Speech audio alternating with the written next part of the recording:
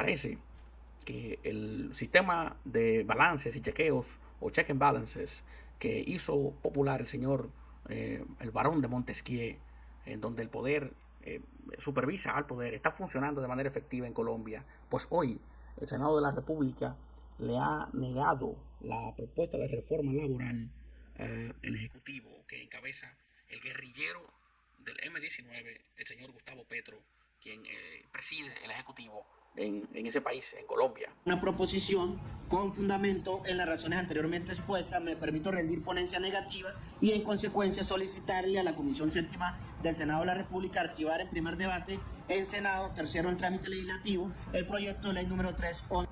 Señores, y aquí se puede ver cómo el Senado de la República le ha negado la propuesta de reforma laboral al señor Gustavo Petro, que en unos minutos vamos a ver que no le gustó el asunto y se puso un poco furibundo. Luego vamos a analizar de qué se trataban las propuestas que iban sistemáticamente a mandar a la calle a muchos empleados en Colombia.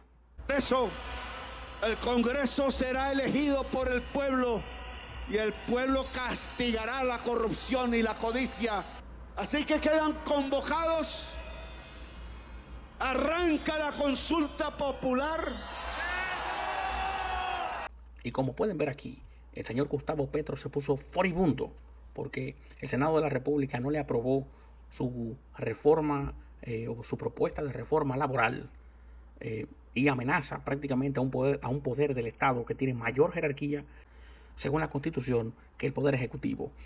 Amenaza al poder Legislativo diciendo que va a pasar un plebiscito, una consulta popular.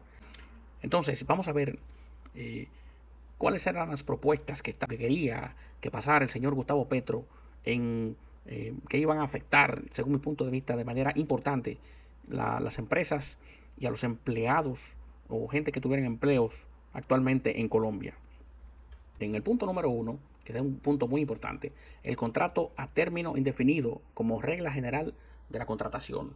Resulta que en la legislación colombiana existen varios tipos de contratación, donde una de estas está la contratación temporal. Eh, Ustedes saben que hay empleos que tienen una naturaleza que por un tema de objetivo deben ser empleos temporales. Por ejemplo, la gente que va a hacer promoción de alguna mercancía en un supermercado, de algún tipo de producto, no necesita una empresa colocar promotores de ese producto en un supermercado de manera permanente, porque lo que están buscando es un tiempo específico, una fecha específica para poder tener más ventas. Por ejemplo, en Navidad, los ponches o los rones o los bombones, ¿verdad? Los dulces navideños no se venden en otro tiempo que no sea Navidad. Entonces, ¿para qué contrataría una empresa a unos empleados de manera permanente cuando necesitan ese empuje en una fecha específica? Pero bueno, en el segundo punto de la reforma que se estaba proponiendo, dice incremento en la indemnización por despido sin justa causa y los recargos dominicales y o festivos del 75 al 100%.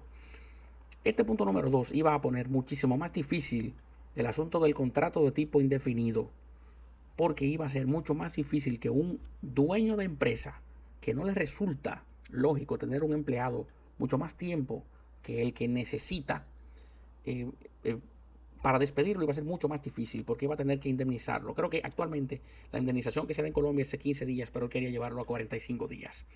¿Cuál es el impacto que esto tiene en las empresas? El capital que tienen los empresarios para invertir en producción o invertir en algún tipo de campaña publicitaria, tendrían que tenerlos, ese capital tendría que estar congelado solamente por la probabilidad de tener que despedir a un empleado o a varios empleados, como es un asunto muy normal que pasa en las empresas. Entonces, en vez de hacer una inversión en maquinarias y tener mayor capacidad productiva y esto reflejarse en los precios finales a los usuarios finales, este tipo de dinero se queda congelado. Entonces, es una medida que no incentiva la inversión y obviamente no iba a permitir que entraran más empleados a la empresa porque se iba a poner mucho más caro. Si yo para poder poner una marca a que de manera temporal se promocione, tengo que contratar de manera indefinida a un empleado, mejor no lo pongo. Donde ya tengo una sola o un solo promotor, no pongo dos promotores. Entonces, en la segunda parte, si la indemnización tiene que ser obviamente incrementada, esto va a evitar que haya capital para contratar nuevos empleados, porque debo de tener mucho más capital congelado solamente para la parte de indemnización. En el punto número 3, contratación de aprendices mediante contrato laboral a término fijo. Ustedes saben que los aprendices son, eso se da prácticamente por un desprendimiento que hace el dueño de una empresa para que un nuevo graduando de una institución educativa trata de tener una experiencia, y muchísimas veces el dueño de la empresa hasta lo emplea. Pero de aquí a que el gobierno pretenda que se le fije a un empleado que es un aprendiz, es un asunto que está en contra de la decisión de qué tú haces con tu propiedad privada, que en este caso es una empresa. Es verdad, una empresa y el capital que tú tienes para esa empresa. Entonces, porque ustedes saben que el objetivo que tiene una empresa es de producción, pero si un aprendiz no tiene las habilidades, los skills para poder ser un ente productivo al nivel que se espera, ¿por qué tendría un empresario que tener que fijarlo? Entonces, solamente por esa condición de posiblemente tener o verse forzado a hacerlo un empleado indefinido, un empleado más gozando de todos los beneficios, también haría que los empresarios dijeran: no, yo no voy a tener ningún tipo de aprendiz aquí. Y eso va a impactar, o iba a impactar, si pasaba esta propuesta de reforma, en la gente que pudiera colocarse en las nuevas empresas como nuevos empleados.